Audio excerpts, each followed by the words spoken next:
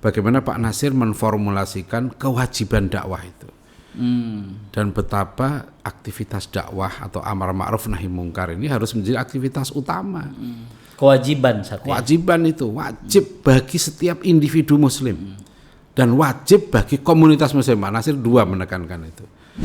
Orang sekarang kadang-kala gitu ya, musibah ini terjadi, itu tadi disempitkan menjadi bencana ekologi. Musibah terjadi karena alam rusak, karena hutan rusak, ya. Itu harus diperbaiki. Itu betul, itu tidak keliru. Tapi ini tidak lengkap. Yang dipahami oleh umat adalah sekularisme politik ya.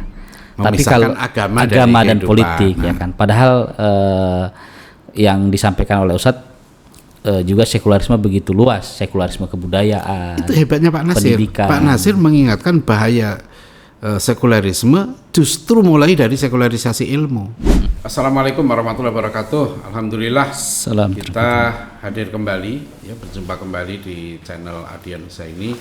Kali ini seperti biasa kita akan ngobrol dengan Ustadz Hadi Ramadan ya, Hadi Nur Ramadan yang merupakan Kepala Perpustakaan Dewan Dakwah, sejarawan dan pustakawan lah begitu ya. Nah, kita bincang-bincang tentang banyak hal lah yang menyangkut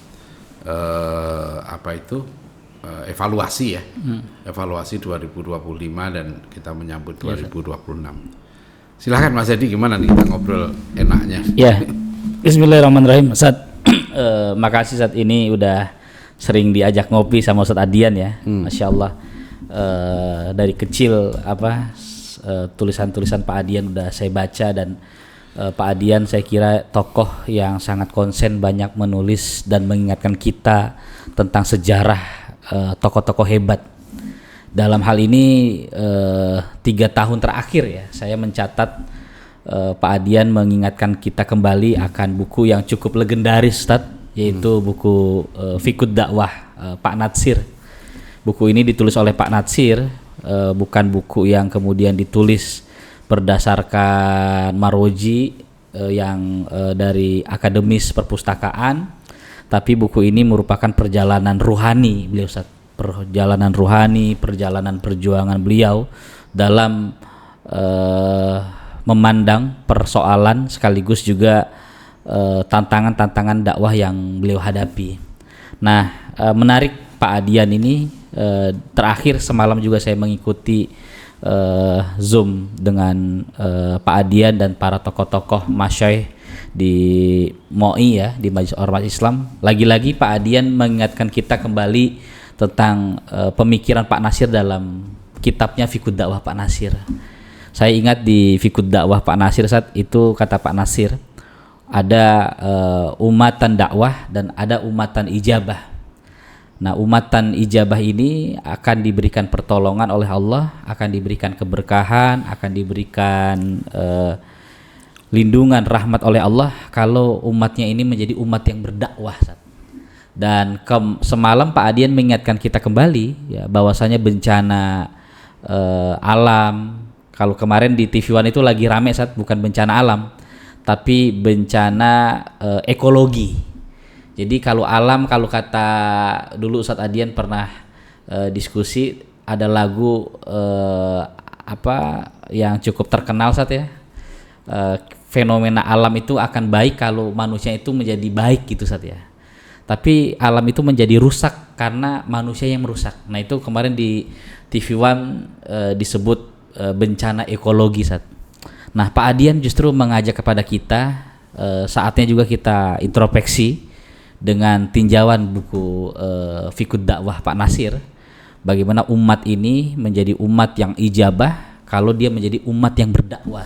Iya. Kalau dalam bahasa Pak Nasir, cari pasangan itu kalau dia tidak cari yang pertama muharik dakwah, menggerakkan dakwah, atau cari pasangan yang sahibud dakwah, yang mendukung kegiatan dakwah Islam. Jangan cari pasangan yang ketiga ataupun yang keempat. Yang ketiga itu yang pasif dalam dakwah, atau yang keempat yang memusuhi dakwah Islam. Itu Ustaz. Ya, sebenarnya buku Fiqhud Dakwah ini harus dikaji ulang. Bahkan saya juga mengajak para tokoh-tokoh Dewan Dakwah, aktivis Dewan Dakwah itu baca betul buku ini berulang-ulang. 9 Oktober yang lalu ya 2025 saya kan ke Kuala Lumpur.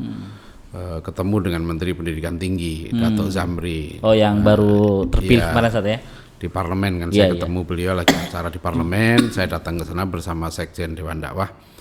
Nah, beliau cerita itu ketika saya kasih hadiah buku saya ini Muhammad Natsir, beliau senang sekali karena dia cerita saya dulu waktu tahun berapa 90-an itu ditugaskan dakwah oleh Pak Natsir ke Muntilan. Malah dia naik perahu kecil di sungai dari itu. Dari Malaysia? Iya, Datuk Zamri ini. Kan mereka waktu itu akrab dengan Pak Nasir ya. Saya masih inget tuh berarti kampungnya. Vanlit itu saat Muntilan ya. Dan dia bilang waktu dia mahasiswa di International Islamic University Malaysia ya IIUM itu. Iya, di Gombak itu saat di Gombak. Datuk Zamri bilang waktu dia mahasiswa di situ, dulu dia diwajibkan baca buku ini. Oke. Ini buku wajib katanya di kampus itu. Dan waktu itu memang begitu kan, tahun 80-an kan memang yang bisa jadi salah satu rekomendasi untuk diterima di kampus ini dari Dewan Dakwah, dari Pak Nasir. Nah, buku fikih dakwah jadi buku wajib untuk mahasiswa. Di Malaysia buku ini diterbitkan 2 edisi loh. 2 edisi dalam huruf berbeda, satu Latin, satu Arab Jawi, Arab Melayu. Dan itu zaman Anwar Ibrahim. Anwar Ibrahim juga selalulah dia bacaannya dia bilang buku ini selalu dia bawa, sering dibawa kemana-mana gitu. Nah, saya juga baca buku ini udah mungkin beberapa kali ya, tapi setelah saya renungkan lagi, saya baca ulang dengan cara pandang yang baru, seperti ada yang ada inspirasi baru lagi dari situ. Sebagai contoh yang tadi malam dalam pengajian akhir tahun ormas-ormas Islam ya, kan saya sampaikan tentang bagaimana Pak Nasir menformulasikan kewajiban dakwah itu. Dan betapa aktivitas dakwah atau amar ma'ruf nahi mungkar ini harus menjadi aktivitas utama. Kewajiban Kewajiban itu wajib bagi setiap individu muslim dan wajib bagi komunitas muslim. Pak Nasir 2 menekankan itu. Bagi individu wajib serius berdakwah. Dan yang kedua komunitas. Ya, Al-Imran 104 wal takum minkum ummah yad'una ilal khair wa ya'muruna bil ma'ruf wa yanhauna 'anil munkar. Itu Pak Nasir mengingatkan bahwa secara komunitas umat Islam ini harus ada satu korps dakwah yang sangat profesional. Seperti beliau ibaratkan di buku ini seperti pasukan tempur. Jadi kalau kita harus punya pasukan tempur yang canggih dalam bidang fisik, maka kata beliau kita harus punya korps dakwah seperti pasukan tempur di bidang rohani, di bidang mental, spiritual gitu ya, di bidang pemikiran yang sangat canggih dan serius. Nah, kalau tidak dilakukan kata Pak Nasir, beliau menyebutkan beberapa hadis di situ. Ya, Allah itu berhak menurunkan azab. Umat akan hancur. Misalnya satu hadis Rasulullah yang beliau kutip, la ta'muruna bil ma'ruf wa la tanhauna 'anil munkar au la yusallitannallahu 'alaikum syirarakum wa yat'una khiyarukum fala yustajabalahum. Dan bencana itu bukan hanya menimpa kepada orang yang maksiat, tapi kepada orang yang baik saat beliau kutip juga itu surat berapa Al-Anfal kalau saya 25. Wattaqu fitnatal la tusibannal ladzina dzalamu minkum khassah. Takutlah kamu kepada hukuman Allah yang tidak hanya menimpa orang-orang baik saja di antara kamu. Maka Pak Nasir mengingatkan dalam satu masyarakat itu seperti perahu kan. Perahu ada dua tingkat itu kan. Lalu ada yang membocorkannya di bawah ya kan. Kalau dia biarkan ya tenggelam semuanya, tapi kalau dia pegangi tangannya dia cegah selamat semuanya. Nah itu artinya, dan bahasa Pak Nasir ya dalam menggunakan itu seperti misalnya kalau lihat kemungkaran itu jangan tunggu besar, karena padamkan waktu kecil, karena bara waktu kecil mudah dipadamkan. Kalau sudah membesar, susah dia akan membakar sekelilingnya.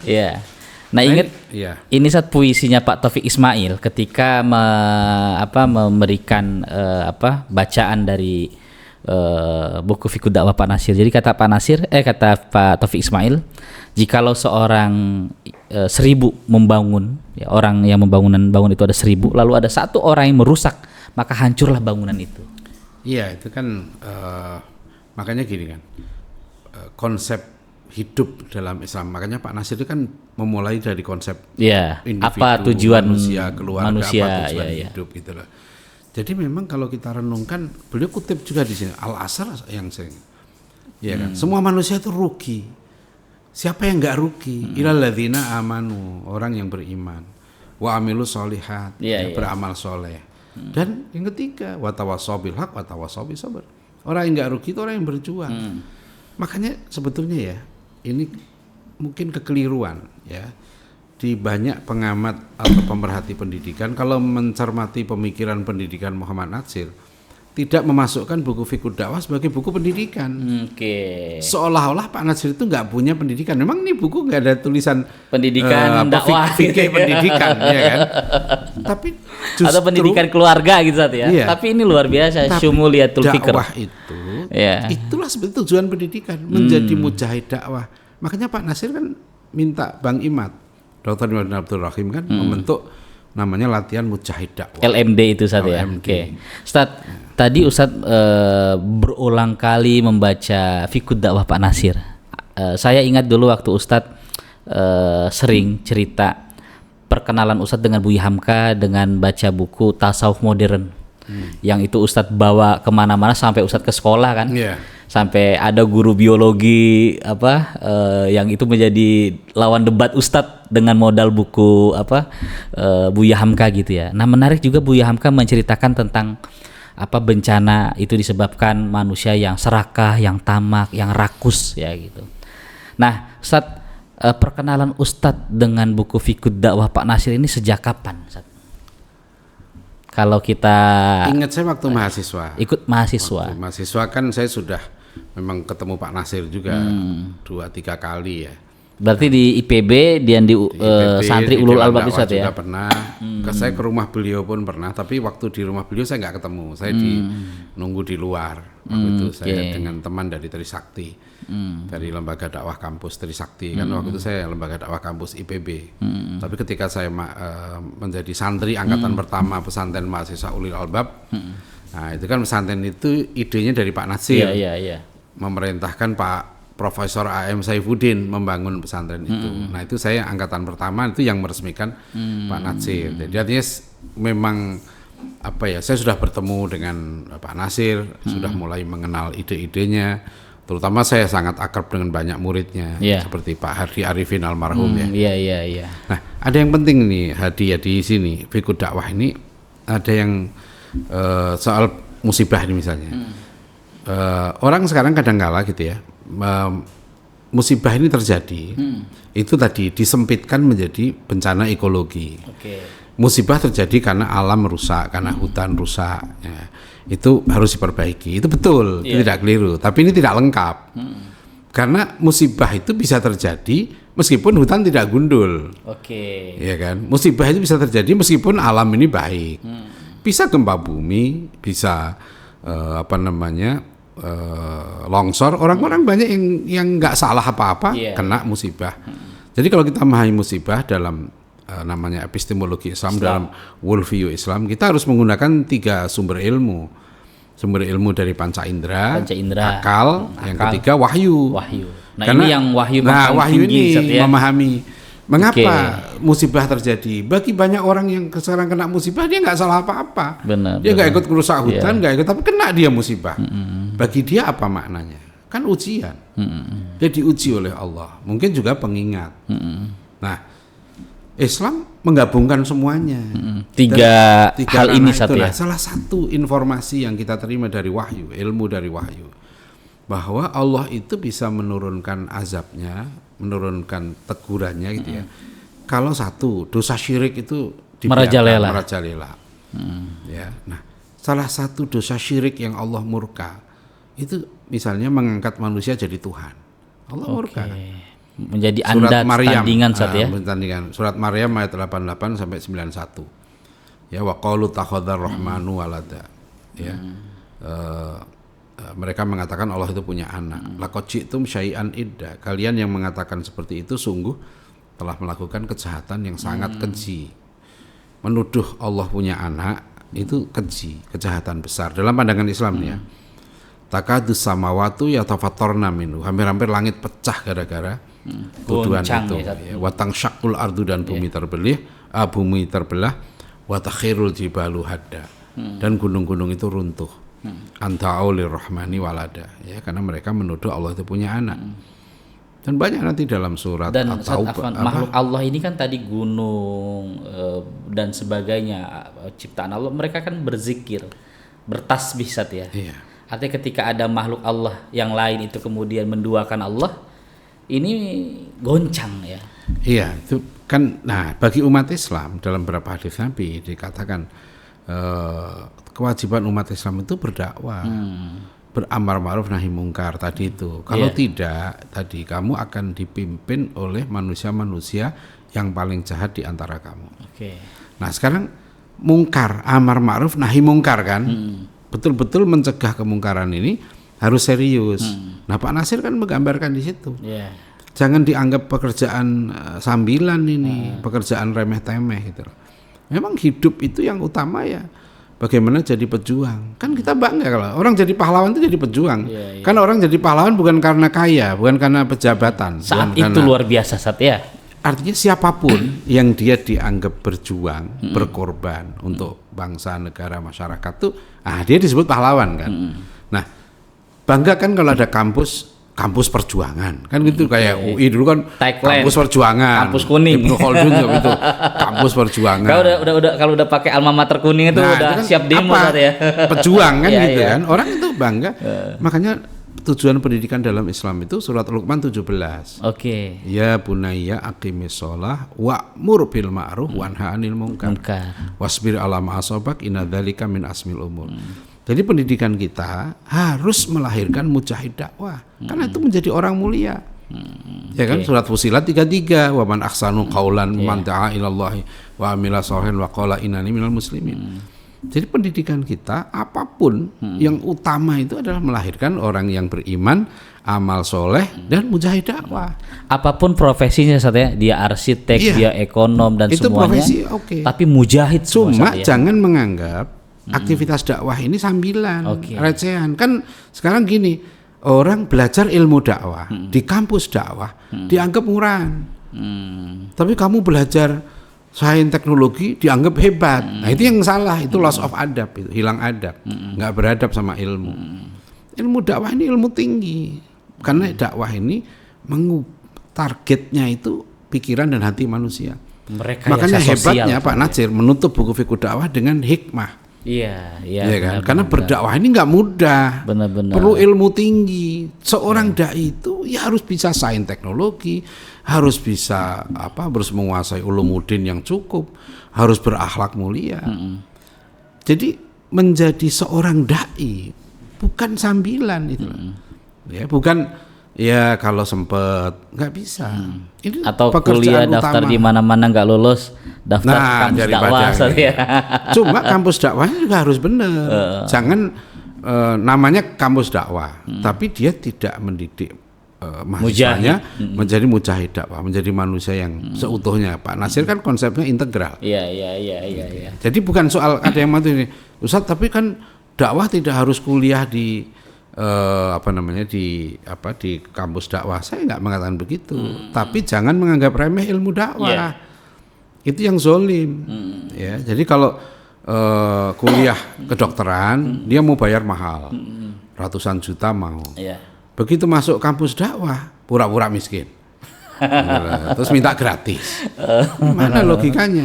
Itu jangan menghina ilmu. Orang belajar tafsir Quran dianggap ilmu rendah, sampingan, nggak ada biaya. Sekarang persoalannya kan gini, kenapa ketika orang belajar di satu kampus negeri, ya belajar ilmu olahraga, ya diterima di prodi ilmu olahraga, dipasang poster selamat, diterima di ini. Pertanyaannya, kenapa ketika santrinya kuliah ilmu agama Islam, pendidikan agama Islam, kuliah ilmu dakwah, kok nggak dikasih selamat? Memang kalau kuliah olahraga, kuliah tata boga, kuliah servis handphone, servis komputer lebih selamat, lebih mulia. Kenapa dikasih selamat? Kan itu masalahnya. Kenapa bangga? Iya. Berarti mulai hari ini siapapun dia lulusan pesantren, ketika alumninya masuk ke jurusan dakwah ataupun ulumuddin, itu yang paling tinggi ya. Iya, tapi nanti jangan cukup di situ. Nah, itu kurikulumnya. Saya tidak setuju. Ini kampus ini kan sekarang orang bayangkan kalau kamu kuliah dakwah, ya nanti kamu jadi tukang ceramah kan gitu. Enggak. Tukang khotbah. Bukan begitu caranya. Ya kamu di kampus dakwah itu harus bisa mandiri. Ya. Untuk mandiri apa? Harus bisa IT, survive, struggle, sejarah, menghidupi perjuangan ya.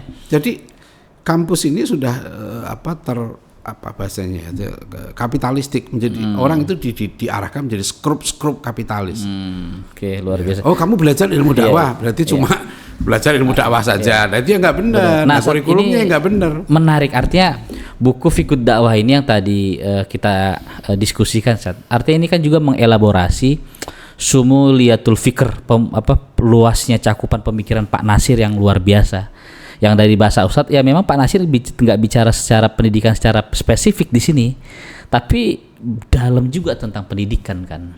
Iya, dia membentuk manusia menjadi manusia paling mulia, menjadi dai itu paling mulia. Kan Al-Quran bilang begitu. Wa man ahsana itu ya. Wa man ahsanu qaulan mimman da'a ilallahi wa amila shalihan wa qala innani minal muslimin. Kan aktivitas dakwah itu aktivitas paling mulia, jangan dianggap ecek-ecek. Pak Nasir itu lulusan SMA. Iya kan?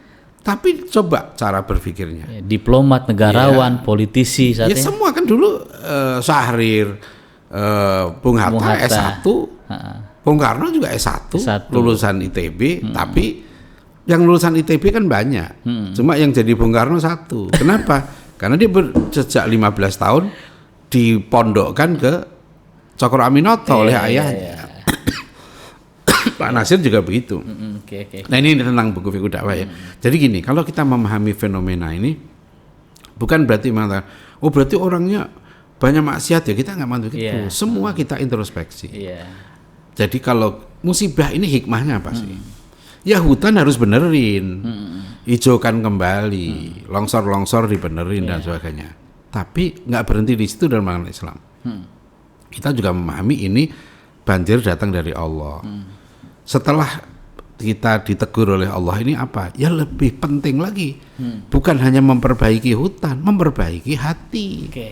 Hati makin bersih, ya supaya jiwa kita makin dan ini dijelaskan secara lengkap. Iya, Pak Nasir mengingatkan kalau kamu nggak melakukan dakwah secara serius, ini kan masalah hadis Rasulullah SAW mengingatkan itu. Ya kamu akan dihukum oleh Allah kan gitu. Artinya amar ma'ruf nahi munkar ini kewajiban penting, jangan dilupakan. Nah, ini katakanlah kalau ada pertanyaan anak Gen Z ya, Ustadz, ini nggak ada kaitan bencana dengan rusaknya manusia gitu. Nah, itu apa jawab untuk bahan Gen Z ini, Ustadz? Gampang aja, sebetulnya secara kita tuh kalau mau berpikir lebih dalam saja ya kan. Yang hutannya rusak itu bukan hanya provinsi tertentu. Seluruh Indonesia ini hutannya udah rusak. Kalau kita mau lihat secara data, kalau kita bilang sebetulnya boleh nggak sih nebang pohon itu? Nah, hukumnya nebang pohon diganti sawit itu boleh nggak? Kan kita mengatakan boleh, asal proporsional. Karena sekarang kita udah mengubah sawah jadi rumah, nebangi hutan jadi pabrik, jadi rumah. Kan ini bukan nggak ada, kita udah Indonesia ini semuanya dulunya kan hutan, gitu kan. Karena manusia perlu. Jadi ini yang kacau ini kan hutan digundulin, gitu ya. Nggak ada pengamannya, nggak proporsional, keserakan. Nah, kenapa terjadi seperti itu kan kita udah tahu ini puluhan tahun. Ya, itu betul, itu wajib dibenerin, wajib jangan terulang lagi, ya diperbaiki, jangan terulang lagi. Dan manusianya jangan lupa. Manusia jangan lupa. Karena kita hidup ini bukan manusia, ini bukan, kita nggak sama dengan harimau, nggak sama dengan monyet. Monyet di hutan itu butuh asal hutan diperbaiki. Monyet kan nggak perlu ditingkatkan iman takwanya dan nggak perlu keluar mereka. Tapi kalau manusia nih setelah kena bencana, kita kan harus beda dong. Setelah kena musibah, rumah hilang, mobil hilang, segala macam. Ya imannya nambah, akhlaknya tambah baik, kedekatan dia kepada Allah makin dekat. Kan itu lebih penting. Ya, orang misalnya gitu ya, sebelum kena musibah dia nggak sholat, ngaji nggak bisa. Terus setelah kena musibah, dia sadar, ya ini teguran dari Allah nih. Ya udah saya ngaji kenceng, ya kan, dakwah, sedekah, ibadah dia perbaiki. Nah, gara-gara kena teguran Allah tadi, kan saya pribadi itu sering menerima begitu. Saya merasakan ketika saya begini-begini, kok begini ya? Kayaknya ini teguran deh dari Allah gitu ya. Langsung saat ya. Introspeksi kan? Langsung introspeksi. Kan itu orang mukmin itu wa idza fa'alu fahisyatan aw dzalamu anfusahum dzakarullaha wastaghfaru lidzunubihim. Benar-benar. Iya kan? Orang-orang yang baik ini, ya kan, orang-orang yang jika dia berbuat zalim, berbuat dosa apa? Tobat. Nah, Sat, apakah ketika kita melakukan kemaksiatan, ya, kerusakan alam manusia hari ini, apakah Allah menegurnya dengan cara Allah berikan teguran yang katakanlah keras seperti ini, Sat, atau seperti apa? Kita tuh nggak tahu ya. Kan ini rahasia Allah. Kita hanya memahami dari wahyu yang disampaikan pada kita kan, yang disampaikan oleh Rasulullah SAW pada kita melalui Al-Quran dan hadis itu. Kita tahu dari situ. Karena kalau itu kita juga nggak tahu. Bahkan kita tuh sebenarnya kalau nggak ada wahyu, ya kan, kita tuh nggak ngerti dari mana kita berasal. Makanya orang kalau Pak Nasir kan, kalau orang sekuler memang dia nggak mau merujuk ke wahyu kan. Asal-usul manusia. Asal-usul manusianya dari kera. Ini bangsa kera gitu. Jadi gimana masih begitu? Cara memandang manusianya beda. Tujuan hidupnya untuk apa? Tujuan hidup manusia kan untuk ibadah. Tujuan hidup bukan untuk makan. Bukan untuk senang-senang, tapi untuk ibadah. Ini menarik tadi di Fiqh Dakwah Pak Nasir, salah satunya adalah batu bata peradaban pertama itu adalah keluarga. Nah, ini kaitan dengan pendidikan yang Ustadz selalu sampaikan, keluarga kita harus melahirkan mujahid. Dan lagi-lagi itu mujahid tidak akan menjadi satu generasi yang hebat, yang tangguh, melahirkan mujahid kalau tidak ada proses pendidikan itu, Sat. Nah, ini gimana, Sat, dengan Pak Nasir menekankan masalah sebelum keluarga itu individu. Itu tujuan Masyumi kan begitu. Anggaran dasar Masyumi tujuannya kan terlaksananya ajaran dan hukum Islam. Ajaran dan hukum Islam dalam kehidupan orang seorang. Pribadi, keluarga, masyarakat, dan negara. Negara, menuju keridhaan ilahi gitu. Jadi pribadi dulu Pak Nasir sangat menekankan pribadi itulah yang beliau didik melalui pendidikan. Jadi Pak Nasir kan bukan hanya ngomong, beliau juga langsung contohkan diri beliau sendiri, berkorban untuk tidak kuliah ke kampus sekuler, kampus Belanda gitu ya, malah kemudian bikin sekolah sendiri. Dan dia berjuang bikin sekolah. Dia berjuang. Jadi itu cara Pak Nasir itu menarik ya. Pak Nasir punya ide, ngomong, langsung terjun. Dirinya, keluarganya jadi contoh kan gitu ya. Dia dengan istrinya berkorban, menggadaikan perhiasannya untuk membiayai sekolah, guru-guru. Dan kemudian begitu juga nanti Pak Nasir dalam politik. Ya, Pak Nasir bikin aktif di partai lah gitu ya. Yang beliau jadikan alat untuk perjuangan. Kan nanti beliau ada kampus tantangannya apa nih? Kok orang lain bikin rumah sakit? Pak Nasir ada kata-kata yang menarik kan. Jangan padamkan lampu orang lain. Ya, kata Pak Nasir yang Yarsi sekarang ada 6 rumah sakit ya kan. Pak Nanti Nasir orang akan datang. Jangan padamkan lampu orang lain. Kita harus menyalakan lampu kita yang lebih terang dari mereka. Menyalakan lampu. Kan? Jadi mereka mau bikin rumah sakit, ya kita bikin rumah sakit. Mereka bikin sekolah, kita bikin sekolah. Mereka bikin pendidikan. Mereka punya kampus, kita bikin kampus. Dan itu yang dilakukan Kiai Ahmad Dahlan saat itu. Kiai Ahmad Dahlan, sebelumnya Kiai Hasyim Asy'ari juga Hasyim Asy'ari, tokoh-tokoh yang bahkan lainnya. kalau kita mau Wali Songo juga udah bikin pesantren Wali Songo. Jadi kalau kita melihat dulu man ra'a minkum mungkaron falyughayyirhu biyadihi. Biyadihi ini kan dengan aktivitas nyata. Dengan Legacy, lesan berbuat dengan kekuasaan ya. Kalau Rasulullah bilang, nah sekarang masa al-munkar itu apa? Tahun 2003 saya ingat. Kami itu diskusi dengan Habib Rizik. Waktu itu kan HRS, waktu itu kan saya kuliah di Kuala Lumpur tuh. Terus kita biasa dengan Pak Hamid Zarkasi, siapa lagi teman-teman di Istek, waktu itu kita satu di Segambut Terus kita sholat Oh, Jumat di Gambut, Kuala Kuala Lumpur, Lumpur. Ustaz, ya? Kita Iya, iya. sholat di masjid wilayah. Masjid wilayah. Nah, di masjid wilayah itu ketemu Habib Rizik. Oh, nggak sengaja, Sat? Nggak sengaja. Terus kita ngobrol-ngobrol, Beb, mampir Beb, gitu loh. Oh, dia lagi disertasi saat itu ya? Belum Oh, kuliah. belum ya? Belum kuliah. Belum kuliah ya? Kita nggak sengaja ketemu. Oke. Ya. Terus kita ajak ngobrol lah di rumah kosnya Pak Hamid Jarkasi itu, di Segambut. Ya.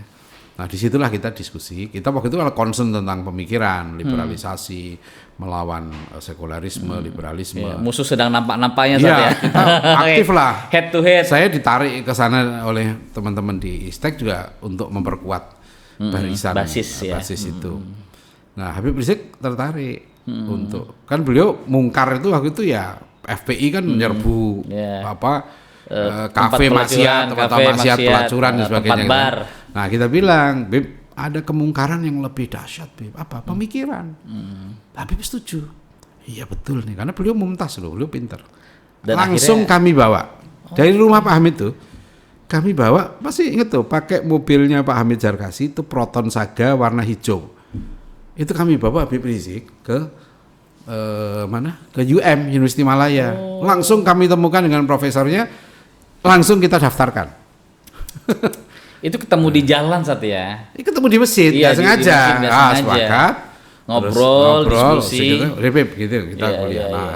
Makanya kan di tesis beliau tentang Pancasila itu ada nama saya dengan nama Pak Hamid Jarkasi.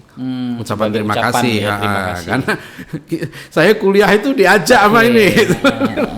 Dan lagi-lagi Pancasila itu kan kata Pak Nasir, tempatkan Pancasila dalam kedudukan yang historis, dan yang kedua tempatkan Pancasila pada kedudukan yang konstitusional saja.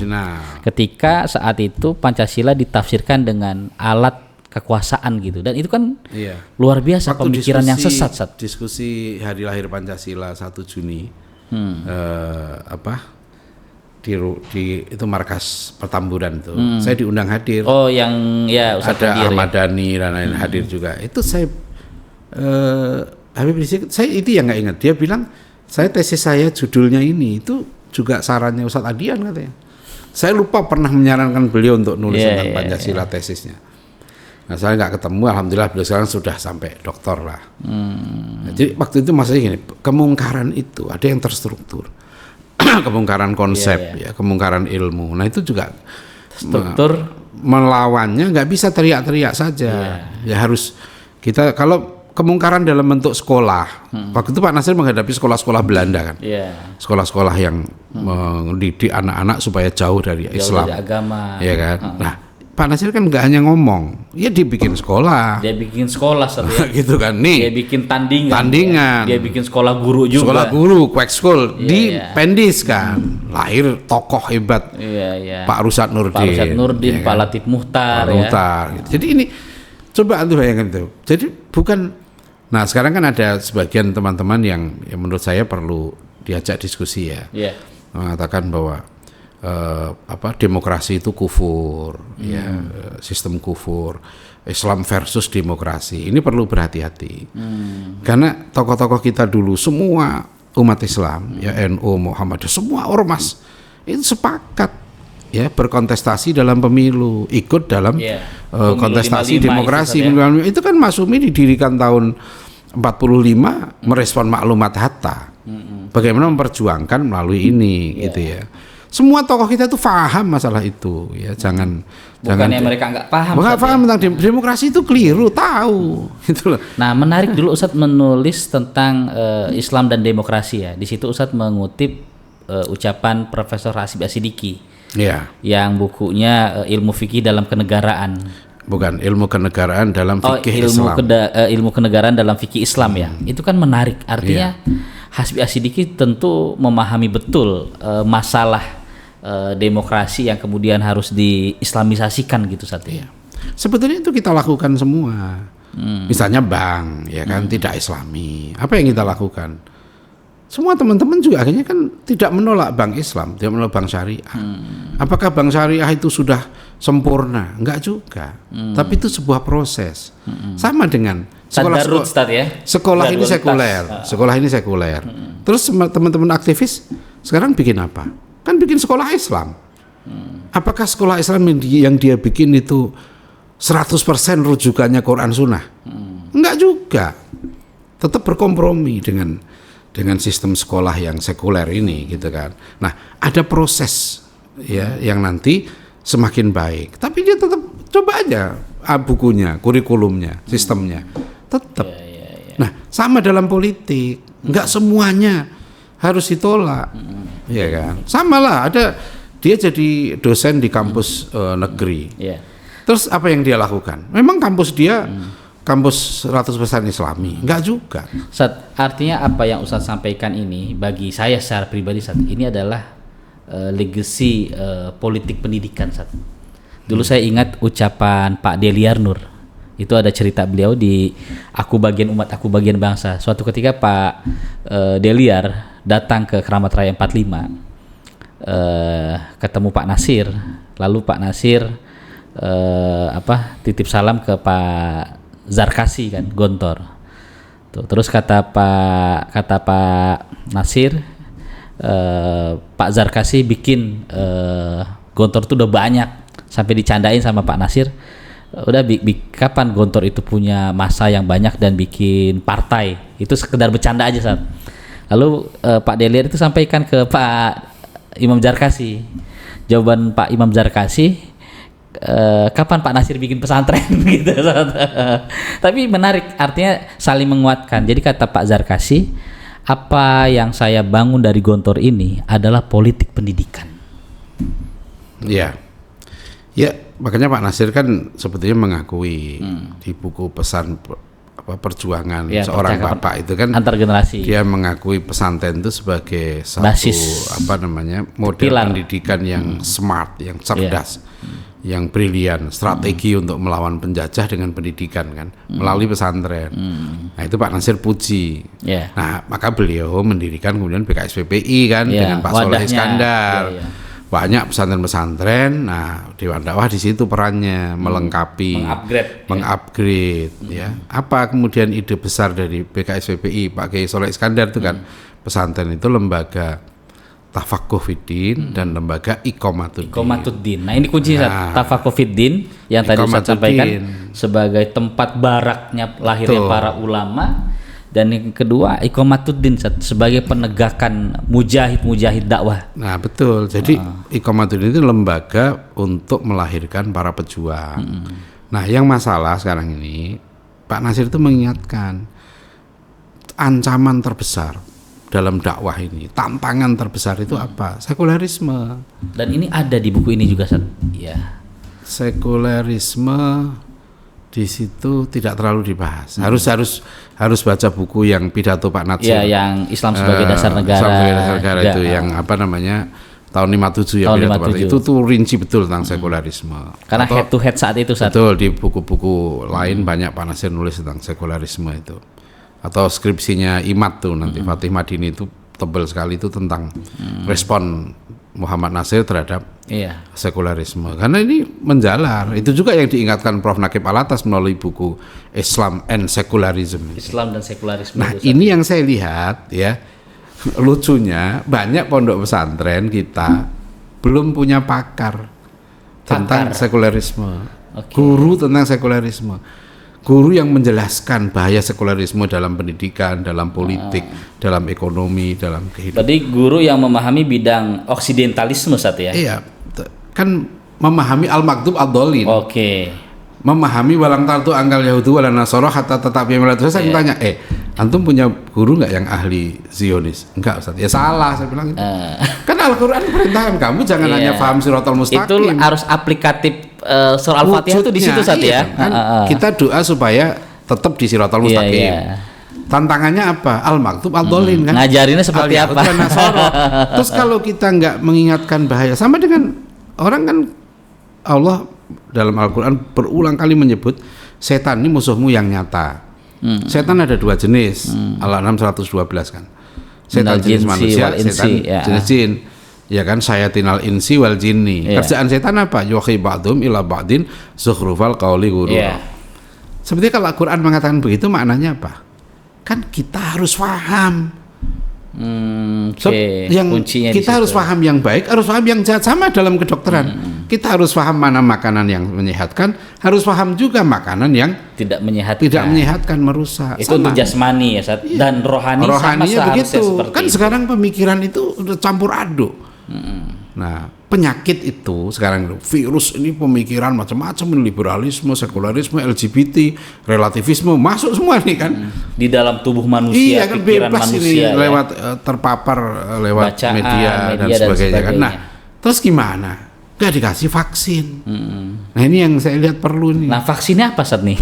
Pemikiran yang mengkritik itu, menjelaskan kesesatan dari sekularisme. Dan di Fiqh Dakwah Pak Nasir kan ini ada binaan wa difa'an itu tadi kan. Jadi kita nggak bisa dipisahkan ya dua-duanya. Ya, jadi buku ini menjadi amunisi ya. Betul. Bagaimana umat menjadi bangkit, umat menjadi saya pikir ya, tercerahkan. ini memang buku ini kita tahapannya ini ya. Harus kita ada training TOT, harus ada training for trainer. Nanti kita buat di Dewan Dakwah, insya Allah kalau perpustakaan bisa agendakan itu mungkin 1 hari membedah buku ini kitab ya. Ini bagus. Jadi nanti guru-guru itulah yang mengajarkan buku ini ya. Karena di pesantren Al-Taqwanya 1 semester nih untuk buku Fiqh Dakwah ini 1 semester untuk anak SMA. Jadi bacaan tidak tersendiri tapi ini menjadi satu. Kalau sama kan, kalau orang melihat ini tergantung dia cara pandangnya. Kalau dia cara pandangnya udah keliru, frameworknya keliru, lihat buku ini ya nggak ada nilainya. Iya kan. Kucing itu dikasih ikan asin. Kucing saat ya? Ya kucing nih dikasih ikan asin sama uang 1 miliar. Milih mana? Ya milih apa saat? milih ikan asin. Iya makanya. Itu tergantung cara pandangnya. Iya kan. Ketika kita di hutan, ya kan. Ada dikasih air minum 1 botol atau uang 1 miliar. Iya. Nggak ada air di situ. Pilih mana? Ya kan, milih yang di depan. Di depan lah gitu. Jadi ini makanya penting guru-guru kita nanti di sekolah-sekolah kita, di pesantren-pesantren kita memahami buku Fiqh Dakwah ini dalam framework dan tantangan kekinian. Harus diaktualisasi dari kitab ini ya. Iya, karena saya melihat yang dijelaskan Al-Munkar yang dijelaskan Pak Nasir ini, ya kan, itu sekarang udah agak rumit ini. Ya. Dulu kan gini ya, dulu semua organisasi Islam, semua partai Islam waktu itu zaman Pak Nasir, itu semuanya setuju syariat. Contohnya sederhana. Sekarang ini yang banyak berlabel Islam itu belum tentu setuju syariat. Wah, itu kan lebih rumit. Nah, artinya ini terakhir, sekularisme yang selama ini dipahami oleh umat adalah sekularisme politik ya. Tapi kalau agama dan politik ya kan. Padahal yang disampaikan oleh Ustadz juga sekularisme begitu luas, sekularisme kebudayaan. Itu hebatnya Pak Nasir. Pendidikan. Pak Nasir mengingatkan bahaya sekularisme justru mulai dari sekularisasi ilmu. Kan beliau lakukan itu. Dengan Pendis itu kan dia sebetulnya mengkritik sekularisasi ilmu dan pendidikan Belanda. Dengan STI beliau mengkritik kampus Belanda. Kan gitu sebetulnya kan. Nah, kemudian tentang makanya beliau kenapa sih di buku Kapital Selekta beliau banyak menulis tentang pemikiran para filosof. Di situ kan Pak Nasir ini. Jadi Pak Nasir ini paham siapa musuh Barat, karena beliau petanya dia memahami dia sekolah di sekolah Barat, di sekolah Belanda, jadi dia tahu. Ibaratnya dia menyelam dalam air itu, dia tahu, oh ini loh yang merusak, yang dihadapi umat. Yang dihadapi, dia merasakan sendiri ketika dia sekolah itu. Ini yang nggak benar. Baik. Insya Allah kita akan bedah dakwah Pak Nasir, tapi sebelum tutup kata-kata yang menginspirasi buat anak muda kata-kata hikmah. Quote gitu untuk anak muda agar bangkit menjadi mujahid yang tadi Ustaz sampaikan di Fiqh Dakwah. Iya, di Fiqh Dakwah ini pesannya menurut saya salah satu pesan penting adalah jangan takut tidak makan. Jangan takut tidak bisa kerja. Karena kalau kamu serius melanjutkan perjuangan Rasulullah, ya, serius mencari ilmu yang benar, ikhlas berjuang karena Allah jamin tuh kehidupanmu, rezekimu, bahkan intangsullah yang surkum bayuthabit akdamakum. Kedudukanmu akan semakin kokoh. Dan itu Pak Nasir contohkan dirinya. Beliau mengorbankan diri, tidak mau kuliah di kampus-kampus sekuler. Meskipun ini tidak mutlak ya, ini untuk Pak Nasir kasus ini gitu ya. Tapi pengorbanan beliau ini luar biasa di situ. Yang kedua, beliau tidak mau jadi pegawai pemerintah yang gajinya gede. Ya. Dan yang ketiga, dia pilih jadi guru tanpa dibayarkan, itu Pak Nasir bilang. Jadi perjuangan, pengorbanan ya karena ikhlas, dan nanti beliau juga memang tepat ya memilih guru yang tepat, memilih teman yang tepat gitu ya, lingkungan yang dan tepat, guru yang tepat, dan di situ beliau nanti menghadapi ujian demi ujian. Itulah. Jadi Pak Nasir ini ya memang luar biasa kan. Ya kalau lebih lengkapnya ya tolong baca buku ini bisa sebagai salah satu ini saya udah rujukan ini ya. Rangkum banyak pemikiran Pak Nasir di buku ini ya, lebih mudah ya. Makasih, insyaallah. Baik, Ustaz, makasih Ustaz, ini inspirasi dan quote Pak Nasir yang tadi disampaikan Ustaz. Kata Pak Nasir dalam Fiqh Dakwah tuh, memberilah yang hidup, jangan berebut dalam hidup gitu. Makasih para kawan-kawan, ini ngopi kita sama Ustadz Adian. Ya, makasih Mas Adi juga. Jadi pemirsa ya, selamat bergabung dan tolong sebarluaskan video ini kepada teman-teman, subscribe dan lain-lain. Ya, terima kasih atas perhatiannya. Wassalamualaikum warahmatullahi wabarakatuh.